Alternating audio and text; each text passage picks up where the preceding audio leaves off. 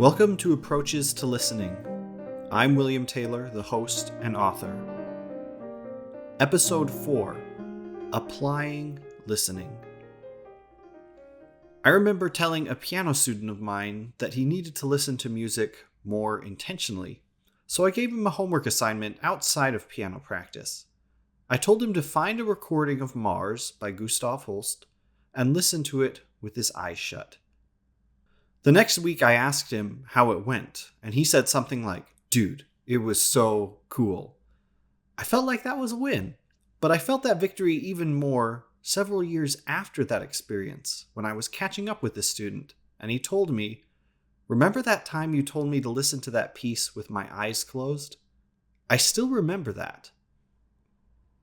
How do you begin the process of learning to listen? Obviously, there's the Nike approach, just do it, where you listen a lot and figure out how everything works. But I feel that's too vague a start when we're surrounded by music like we are today. Then there's the university approach, where you learn music history, music theory, and study masterpieces from the past.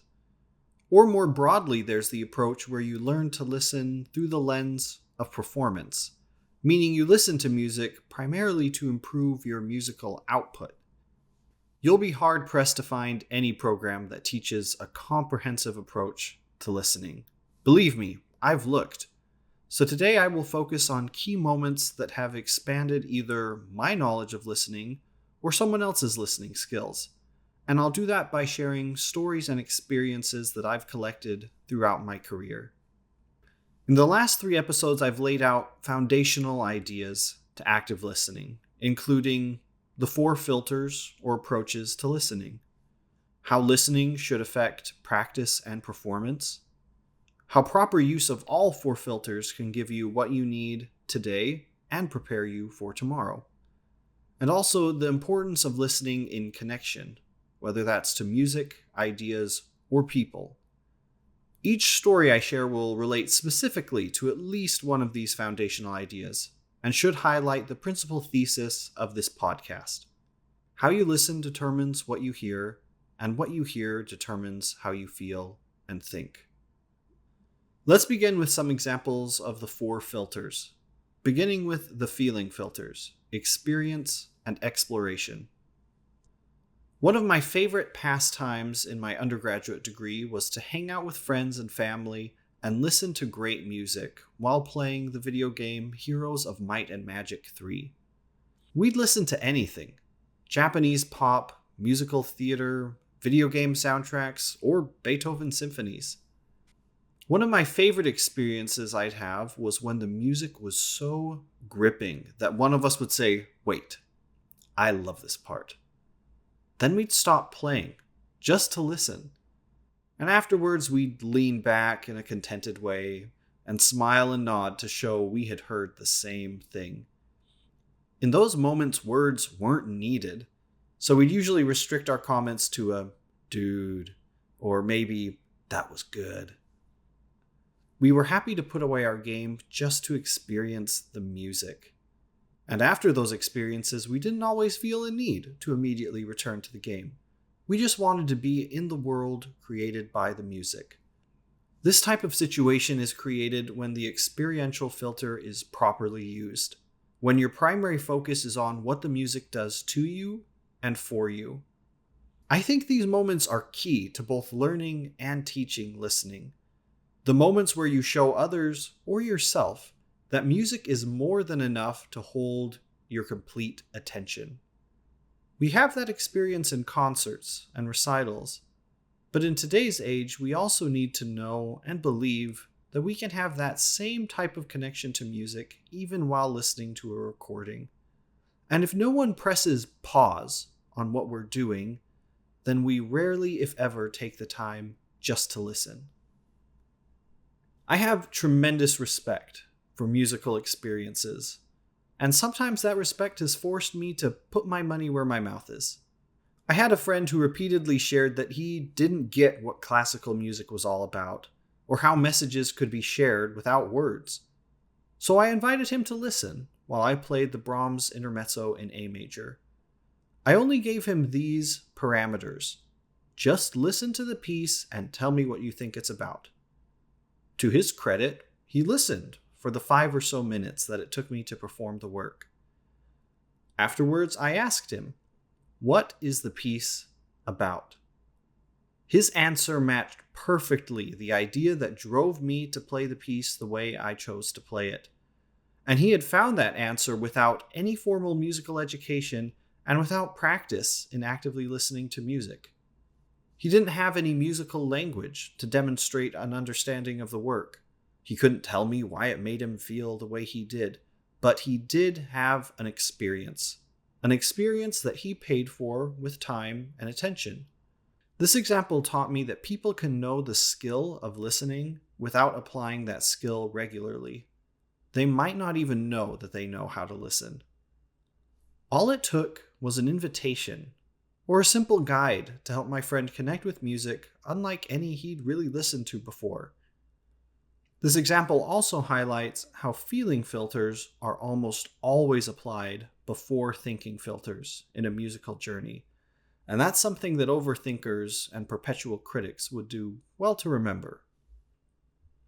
Now, I've had more moments than I care to remember when I've seen the feeling filters run amok, especially the experiential filter. I specifically remember being in a class where a performer was sharing their rendition of Debussy's Clair de Lune. As they performed, it was clear that they were in another world. But they also couldn't see or sense that the teacher was trying to hurry them up as they had taken their allotted presentation time. As an audience member, this performance was deeply uncomfortable. Not just because of the combined pressure from the teacher and the clock, but also because the performance was quite flawed. The dripping emotion simply unbalanced everything else. This is what happens when you feel your music too much or don't anchor it with thinking. There's another pitfall if you prioritize feeling without a proper balance of thinking, and I've met many a singer who has expressed this thought to me. "I just don't feel it today. I can't rehearse." I remember playing a recital for a great and remarkably expressive singer who didn't land the first song of their program just the way they wanted. From there, it was mostly downhill. They weren't feeling it, and because their experience wasn't exactly what they wanted, they got in their head and stopped really performing to the audience. To be honest, I knew this singer was performing far below their usual standard, but I also knew it was still a good performance.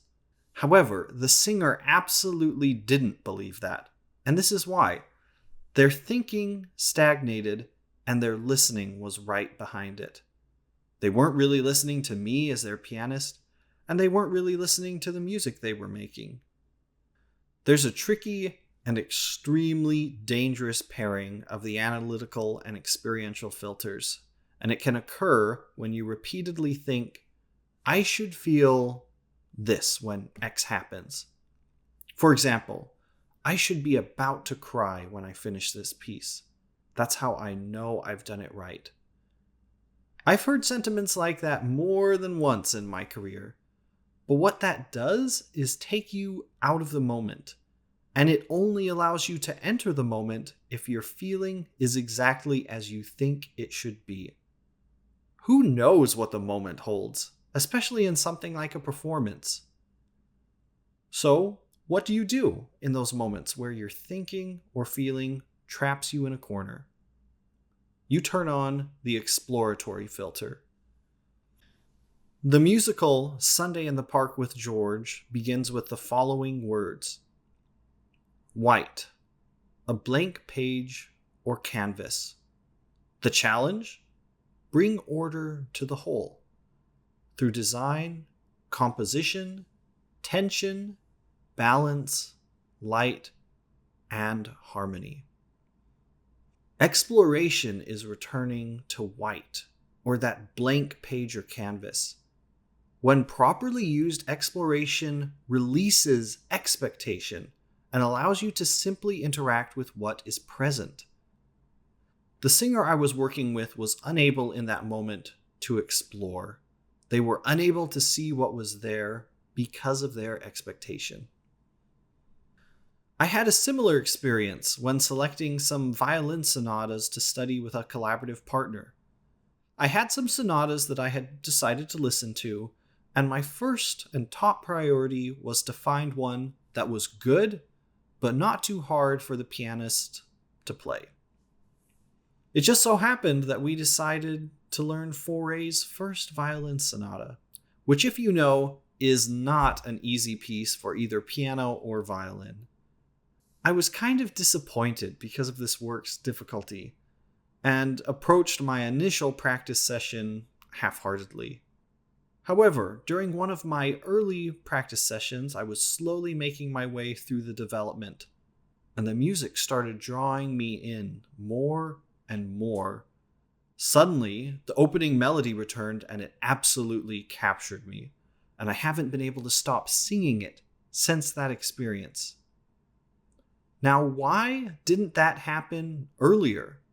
Why didn't that happen the first time I listened to it? Can you see what happened? How I listened determined what I heard. My listening evaluation of the sonata was centered almost entirely on difficulty in the piano part. What I heard, how difficult it was, determined what I thought and felt. I knew it was Fauré, and I know I love Fauré's music, but I felt hesitant to learn it and engage with it because it was hard. Once I explored the piece, I was immediately rewarded with a musical experience. All at Once practice wasn't a chore. It was a reminder of that wonderful experience I had and a promise of more experiences. Here's one last thought about exploration. I think most of us have had a friend or coworker tell us, hey, you need to listen to this song. Just imagine that scenario in your mind. What happens when someone asks you to listen to new music? More specifically, can you tell which filter turns on? I'll be honest, for me, the critical filter turns on fast. Here's the thing. The critical filter kind of looks like an empty page, but it's a rubric. Yes, it's waiting for you to fill it out, but that's a far cry from a blank canvas. Jordan Peterson said, "What you aim at determines what you see." Now, translating that to music, what you listen for determines what you hear. Now to the thinking filters, analysis and critique. As a reminder, analysis is counting things that can be counted, or giving elements a specific name, label, and function. Once you've done that, once you can see the independent parts, then you can see how they combine to make the whole.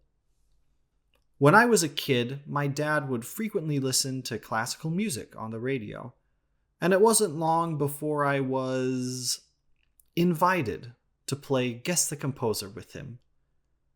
I remember being probably 9 when I was first asked, "Who do you think wrote this piece?" So I started with the names I knew. Beethoven, Bach, Mozart. But even if I didn't know the answer initially, my dad would press me into doing on-the-spot analysis.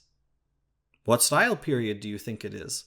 Would be the next question. And on the cycle went.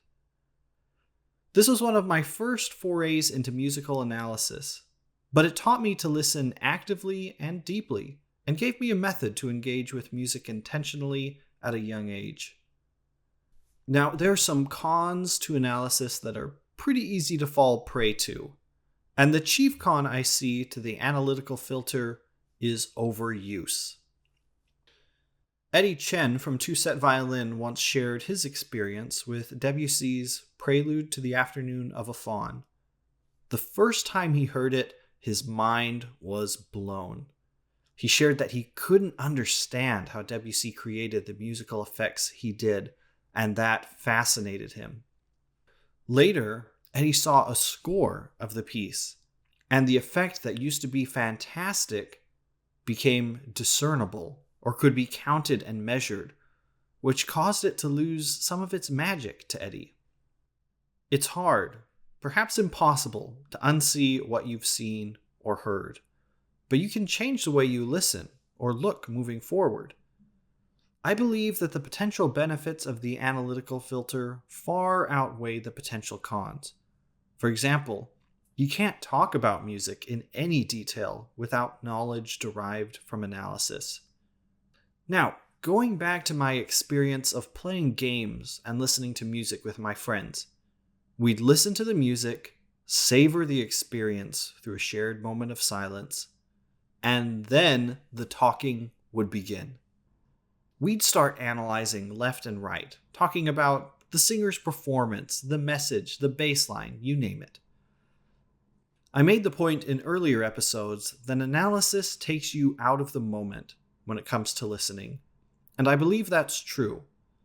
However, once the moment is gone, meaning the music that moved us has stopped, then analysis is one of my favorite ways to savor and prolong the moment. To me, it seems a natural follow-up to a remarkable moment that is now over. Moving on to the critical filter. As I mentioned earlier, the critical filter utilizes a rubric to test a piece of music or a performer's abilities. We live in an odd day when it comes to the critical filter. First, we live in a day of editing, where mistakes large and small can be erased and replaced, making the average recording more flawless than ever.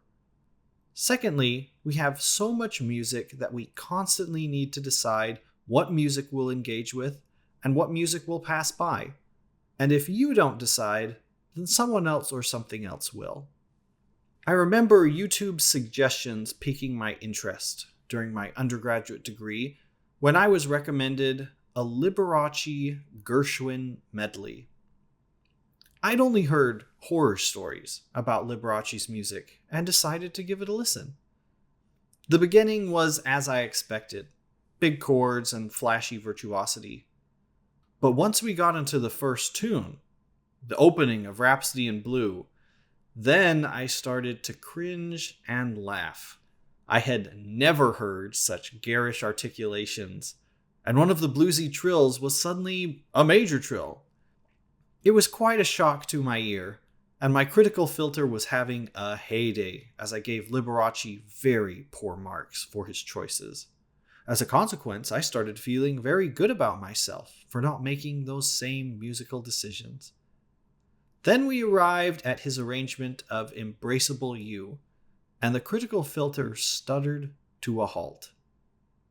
I absolutely loved what Liberace had done with the piece, until he threw in a whole tone scale that I still can't make sense of to this day. After that moment of revelation, I've returned to this medley many times, and here are some things I've learned about listening. First, flexibility in choosing your listening filter is optimal. Anything less really is less and won't offer comparable benefits. Second, think often about the rubrics you apply through the critical filter. I absolutely believe that some music is great and some is just not. But I doubt any one person has cracked the rubric for any given genre or circumstance in a way that is absolutely right. So keep refining your rubric of what makes music good and worthwhile. The third point ties into the second. Remember that most filters are inherently variable. Experiences vary easily. Exploration is about fostering something new or fresh, and opportunities for analysis grow as your knowledge does. But critique can stagnate and get stuck quite easily. That's why it's especially important to review your rubric of critique regularly. I remember one of my first piano teachers who, like many academic musicians, was quick to turn on the critical filter, perhaps too quick. I had found a gem of a piano piece in an arrangement of a video game track. Once I told my teacher that I wanted to show them a piece of video game music, they immediately resisted my request. They would rather hear Brahms or Schumann. To be fair, This is the role that the critical filter plays. It helps you determine and enforce the criteria of music you want and when you want it. This teacher didn't want video game music in their piano studio, and I can think of many examples of music that I would rather not have in my piano studio. But after my teacher heard the piece, they conceded it was good. In fact, they told me I wasn't good enough to play it yet. But I did have to fight just to have it heard. It's worth reviewing how strongly you turn on the critical filter and why. If it's just to protect your current views and ideas, then I'd probably recommend a healthy dose of exploration. To wrap up the filters discussion, I'll reiterate this idea. The thinking and feeling filters are best used in tandem. The feeling filter unlocks aspect of the thinking filters, and vice versa. If you only use thinking or only use feeling, then you are utilizing less than 50% of your listening skills, and listening is the key to all things musical. Indulge me with a quick video game analogy. A common system in video games are skill trees, a system where an upgrade on the left side of the tree is necessary to upgrade a higher right side branch. For musicians, it might look like this. Once you develop the level 1 analytical branch, then your experiential side can feel tonic-dominant relationships. Once your exploratory side unlocks the release mechanism for rigid performance outcomes, then your critical side unlocks artful risk-taking in performance, and so on. Not long after I played that video game piece for my teacher, I began learning a Schumann intermezzo, and was pleased to be trusted with a demanding piece by my teacher. But right from the start, I could tell that I didn't quite know how to get into the music yet. So my teacher helped me conduct some analysis, and showed me how there was no real resting point in this quick and tempestuous piece until the very end. The more I analyzed the work with that starting point, the more I was drawn to the piece, and could feel the major sevenths and the relentless nature of the work. My thinking fed my feeling, and both unlocked the other's potential. Our systems of analysis should vary widely, something that I especially learned as I took a graduate level course titled, Do You Believe in Life After Love? An analysis of breakup songs in the 1900s. Long story short, if you analyze Taylor Swift like you analyze Schumann, you are going to miss the point of her music. In popular music, analysis does far more good when you inspect video and textual elements instead of harmonic or melodic elements. It's also interesting to note that popular songs are usually engaged while using the experiential filter, while classical music is more commonly engaged using the analytical and critical filters. But no matter what side you start on or which filter you use, the others can enhance your listening. Another aspect of the thinking filters and feeling filters is how they affect your temporal perspective, or how they cause you to engage with time. Experience and exploration require you to be in the moment, but analysis and critique do not. But just like thinking and feeling feed each other, so do the future and the present if they're working together. In episode 2, I discussed how to balance the moment and future in practice. So here are some stories that illustrate that point. My dad is an orchestral conductor, and I always appreciated his rehearsal strategy. He never shied away from programming difficult repertoire, and there were lots of concerts where we just pulled off a convincing performance of this difficult rep. But he balanced that carefully with his rehearsal strategy. He'd be sure to end each rehearsal with an easier and upbeat piece, so our rehearsals would end on a high note. Likewise, he was intentional in planning where we'd rehearse the most difficult sections of our repertoire and for how long. Another way of saying this is that he was aware of the need to make rehearsal fun and engaging while pushing the group outside of their comfort zone. We should and can do the same thing in our personal practice. Maybe we should start our practice sessions with repertoire that takes us to the moment and can prepare us for those intense sessions of ironing out virtuosic and demanding passages for the concerto competition. The more the future and present can be tied together, the better. But to begin that unification today, even in a small way, is better than waiting until you're sure you'll have it in full. Lessons are a great place to review your temporal perspective.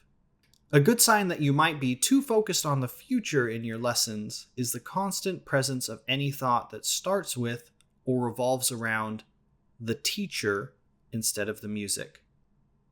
For example, I need to impress my teacher, or I need to show them how hard I've worked and how far I've come.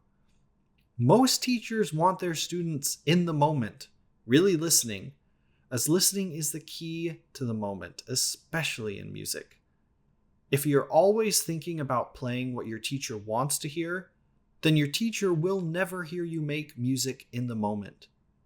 They might hear something they want to hear, but that's not necessarily the same thing. It's important to have opportunities where you start truly listening in performance, and a lesson can provide that opportunity to you.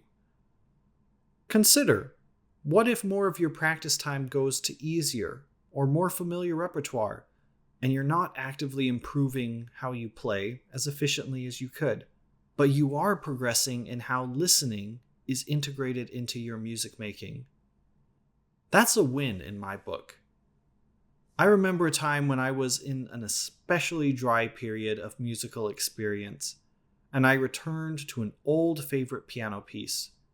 And for a few minutes, I was able to set aside my improvement-focused attitude and remember enjoyment and meaning in my music. That session was driven mostly by listening and feeling, and it renewed my passion for my art. Shouldn't we be having those experiences regularly? Remember, this isn't an approach that just applies in practice. You should listen in performance, too. As an undergraduate, I got to work with one of my best friends on their jury repertoire, and we had two pieces that we especially loved to perform together: The Vagabond from Vaughan Williams' Songs of Travel and Schubert's Der Doppelgänger. We had decided to start the jury with The Vagabond, as it was the most solid piece for that semester. But right before the jury, my friend said, "Dude, I need to sing Doppelgänger. I really need to perform it for the voice faculty." So we took the risk because we loved the music, and it paid off big time. We had such a blast performing the work, so much so that I still consider those 3 minutes a pivotal turning point in my growth as a musician. Despite the pressures that could orient us towards just the future, the cameras rolling, the grades, our plan, we chose the moment. And I believe that is the best space for any performance. Another similar experience of mine also involved the music of Vaughan Williams. My alma mater had put together an elite choir that was performing the serenade to music, and I was the choir's accompanist. Up to the performance day, the conductor had always led me through the lengthy instrumental introduction, helping me push and pull the tempo and swell the dynamics. On the night of the performance, I looked to the conductor to lead me in, but he simply gestured for me to begin. Instead of shaping the introduction to this beautiful piece with his gestures, he trusted me to set the stage for this incredible work of music. He set aside the security and control that I typically associate with a future-oriented perspective, and that led me into the moment in an unforgettable way. A bit of humor. When I was accompanying a junior recital during my undergraduate degree, I suddenly realized, about a third of the way through the program, that I hadn't played a single wrong note. Then this thought entered my mind: this could be my first flawless recital. And immediately I locked up. I was still playing accurately, but I wasn't having very much fun, and certainly wasn't as expressive as I could have been. This went on for the next 2 or 3 pieces, and then I flubbed a note. It was barely audible, but I had broken the perfection. And then it was like in a movie, when you zoom out from a narrow perspective and are back in the real world. I immediately relaxed and had a great time making good music. A future orientation can lock you up in an intense way. Even more than that, it gives you terrible returns for whatever investment you put into it if you're only taking thought for the future. It's best to have today and tomorrow, both feeling and thinking. Here's a story that focuses not on practice and performance, but just on listening, and how you need both the future and present to be balanced even when you're just listening to music. I once took a collaborative piano instrumental literature course that primarily focused on duo sonatas and concertos. Of all the works we studied, there were 2 or 3 that I wasn't familiar with that really gripped me the first time I heard them. And since that class, I've been able to learn 2 of those 3. I literally had no idea what I was missing before I found these pieces. And that will be the case with everyone who listens to music. You don't know what's out there, and that will only change as you listen to new music. Intentionally engaging with new music is vitally important to your listening, and is one of the best ways to incorporate all 4 filters of listening. You will need to set aside the promise offered by the music or recordings you already know to find those things you never knew you were missing. But along the way, you get great practice utilizing all 4 filters of listening. Perhaps the best part of honing your skills as a listener is this: you get more from the music you love. There was a moment towards the end of my master's degree where I realized I can hear things I couldn't hear before. Sometimes it was ensemble, where even professional orchestras and soloists couldn't line up just right. But hearing better means more than just an improved ability to spot errors. I could appreciate more of the things I loved most in music. Just recently, I heard a fellow pianist perform in a recital, and one of their trills made my jaw drop. It was clean, soft, and carried like an arrow through the audience. I've learned that anytime you learn anything about music, it can and should help you listen better. Earlier, I mentioned Eddie Chen's experience with Debussy's Prelude to the Afternoon of a Faun, and I recently had a memorable experience myself with that piece. I decided to approach it like I didn't know it, to explore it, and it was like finding it again for the first time. The piece hadn't changed, and I was listening to the recording I knew and liked best, but I approached it with a blank slate and was surprised by the fresh experience. This experience was only possible because of the exploratory filter, but it speaks to the potential that listening has for all of us. Something familiar and beloved can be more than it is when we engage with it intentionally. Returning to my opening question, how do you begin to learn to listen? My suggestion? Pick a filter, choose some music, and see what that filter reveals in that music. Then pick another filter and listen to the same music to see what else you can hear. This cycle should offer more and more as you practice it. You really can choose what you hear through intentional listening. You're not changing what's there, just how you hear it or how you take it in. So even though you're not changing the music you hear, through active listening, you are opening the doors for that music to give you exactly what you want. Thank you for listening. If you'd like to support me or see more of my work, please visit my Patreon page or submit your email to my newsletter. The links will be in the show notes.